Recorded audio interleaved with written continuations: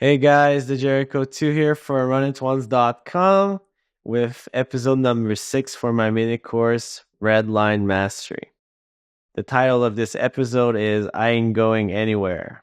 Let's get into it. So today's subject will be continuing on the flop versus check raises from big blind, as in position C better in single raise spot. So basically I open cutoff, let's say big blind calls, C bet, raise, we call. Facing check raise as a C-better is a very frequent occurrence in no-limit hold'em cash game. So even though it's a spot that is frequently studied by the players, they still make one big mistake. They overfold too much versus flop check raises. And whenever I'm doing database analysis for students, in 100% of cases, and I mean in 100% of cases, their fold to flop check raise is always too high. Always.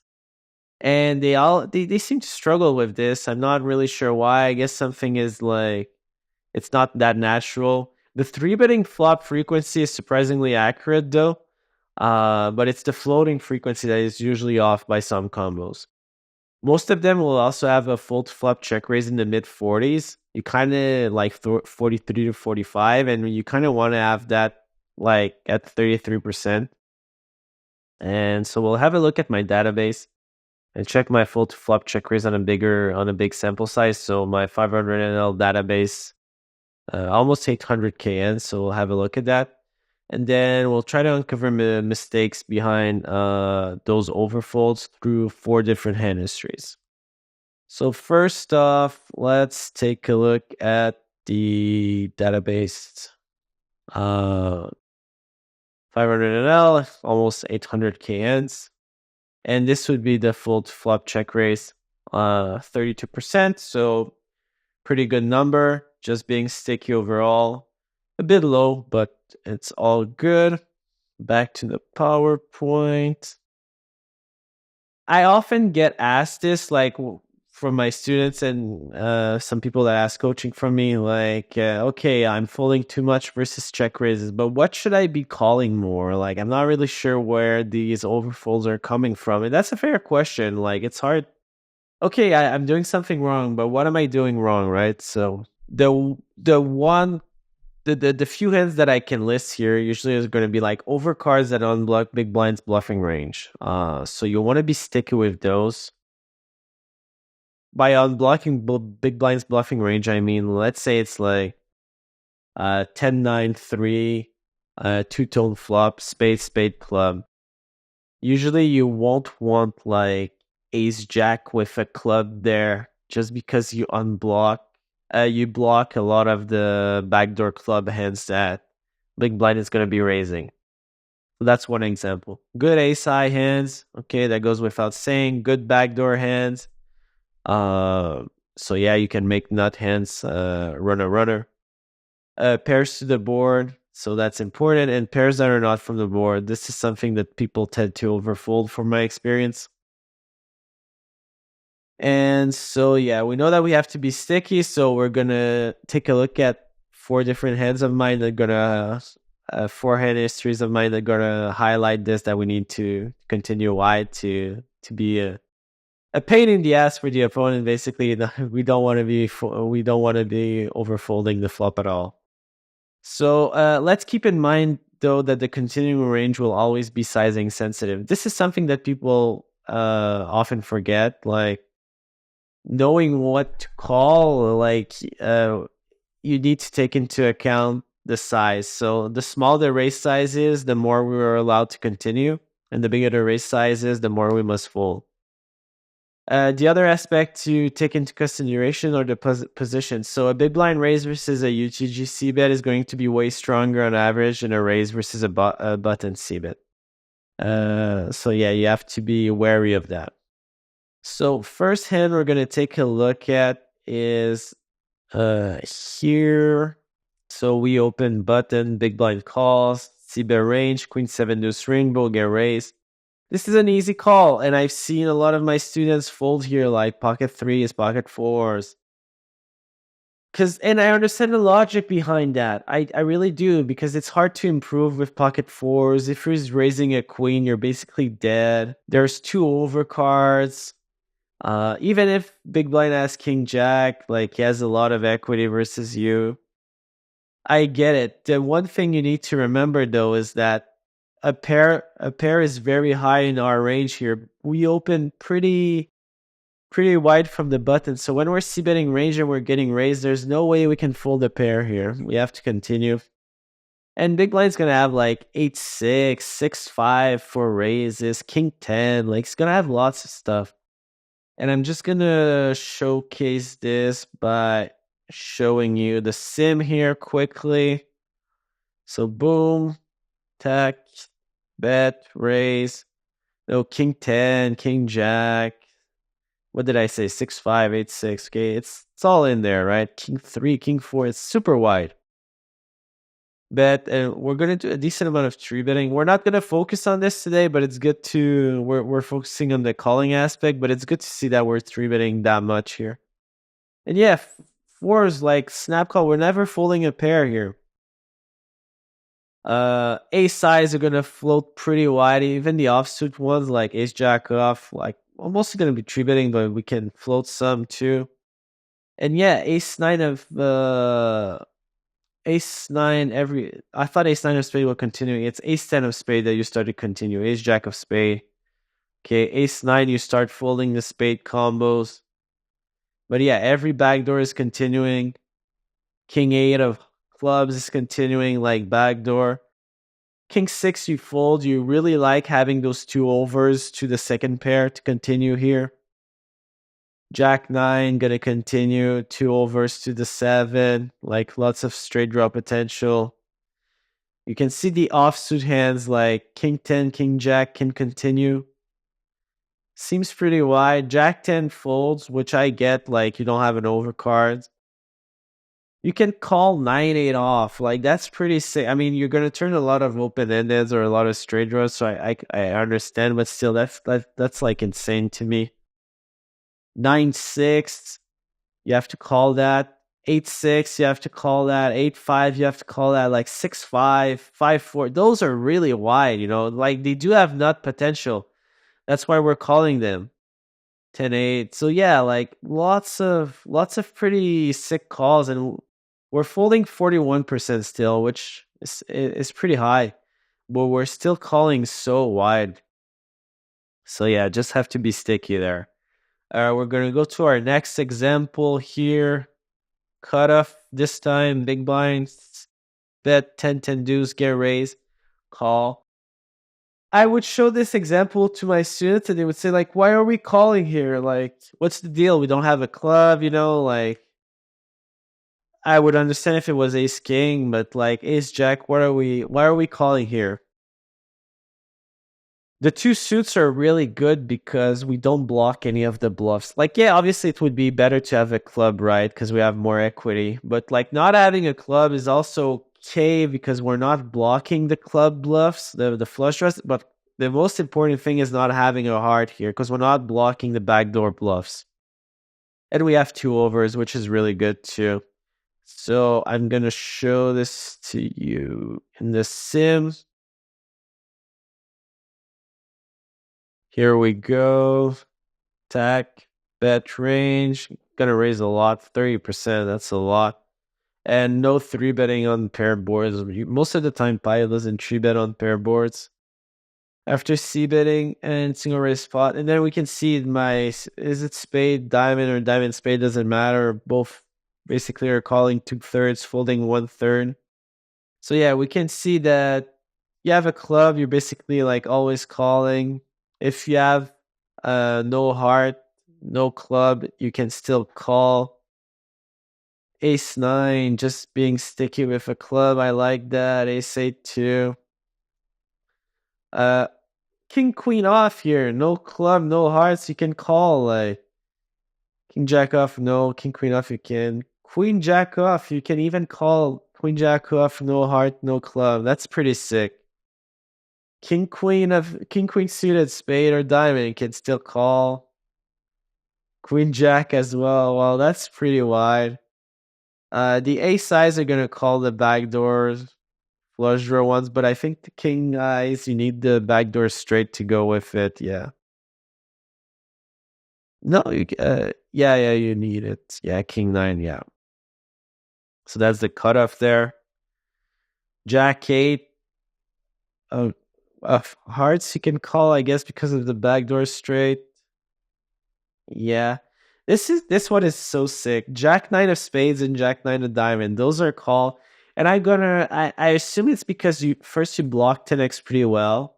Second, you're gonna turn a lot of straight draws, a lot of open ended. And yeah, thirdly, I guess like you're not blocking any bluffs there with your suits. So yeah, that's a really sick combo. I don't think anybody's doing that call. I don't think anyone knows that this is a call. 9-8 is insane too. Like it's a bit less because we don't have the overcard, but still, like that's batshit crazy, I think. And really cool. You can tell that I'm excited by this. Like even I am discovering some stuff here. And yeah, like the lower nut potential hands, you need the flush draw. But yeah, just to showcase to you the most important findings, I think, are like those king queen, queen jack off, queen jack suited, king queen suited, jack nine suited, nine eight suited floats. Those are pretty sick, and we're only folding like 35%, so need to continue wide. On to the next hand now. Fives and MP. So we did button cutoff. Now it's MP. A7 3 C bet raise. So yeah, a lot of you might ask me here, like, why would we be calling? Don't we block like big blinds bluffs here with hearts and diamonds and fives? We do block those. However, we're gonna block a lot of straights if they come in. Like, let's say a four comes in or a deuce comes in. Like, we're blocking 5-6, 5-4 very well, which is gonna be a good thing. The reason also why we're c-betting that combo, because a7-3 two-tone is not going to be 100% c-bet, is because when we have both suits to the board, we have way less chances of getting raised. And so that's why we're c-betting. And yeah, with a heart, with the diamond, we're going to have to call here. To let you know, I called like to not play BFOS. Here you go. And let's pull up the sim here. So we're good. Oh, 50% c-bet, okay. And we can see fives with double suits going to be the best one to c-bet. I think sixes and fours as well. Yeah. Bet, raise. Not raising that much here, 13%. And we're not going to be true betting much here. Well, 0%. I didn't think it would be that low, but okay. And we can see no pairs are falling to the board unless it's like, I guess, sixes, no hearts. Yeah. And then deuces, no hearts. Okay. Every other pair is continuing. I think like a lot of people would be folding pairs here. Like eights, no hearts. I think like a lot of people would be folding that. So yeah, that would definitely be a mistake. Nines, no hearts. Top pair, okay, always continuing there. That's nothing new.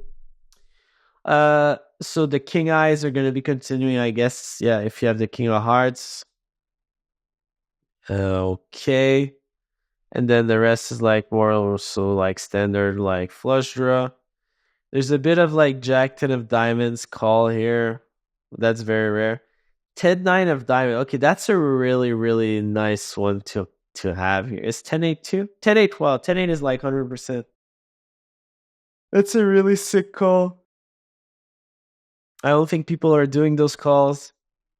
I don't think people are calling 9-8 of diamonds too. And yeah, like I said, I don't think people are calling eights or nines, no hearts here. Yeah, the rest seems okay, but yeah, again, just to showcase to you guys, like there's still some spots that this is definitely a spot that I think like gets overfold, doesn't get like floated as much as it should be. And we're still only folding like 36%, so we're calling a lot here. And the last hand that I want to showcase to you, this one is not like a sick call on the flop or anything. It's more so to look at the range by the continuing range itself. Bet, call, raise, call, like pretty easy call. Ace of hearts, king of spades, like goes without saying. Should never be bluffing with the ace. King is pretty good on spade runouts. So let's pull up the sim here. And okay, we're not going to be c-betting range here at all. And I think we're going to do a decent amount of tree betting. 8%. Okay, not as much as I thought we would be. But we can see ace king here with a spade, just always continuing. Ace queen with a spade, gonna continue most of the time. Ace jack as well. Ace 10, even ace 9. So just being very sticky with the backdoor blocker. Well, the spade blocker here to make backdoor flush. If we take a look at the other offsuit combos, king queen with a spade will be mixing. In king jack and king 10, more so folding. Okay.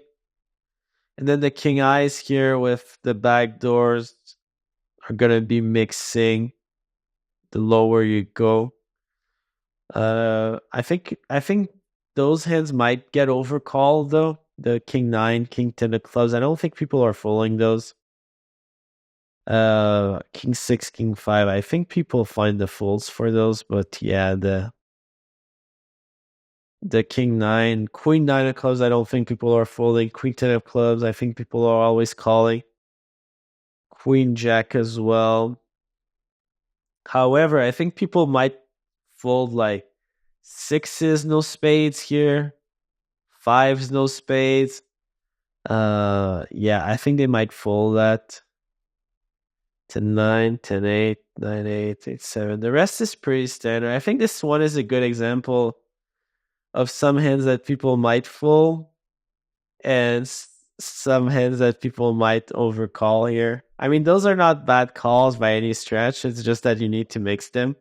That's a pretty cool hand to end on. I think like this showcases some overflows in that case, and maybe some overfolding here. Yeah, that's a pretty nice one to end on. All right, so this was the fourth hand history. Let's go back to the part where we can see we're folding like 40%, so we're continuing a lot here.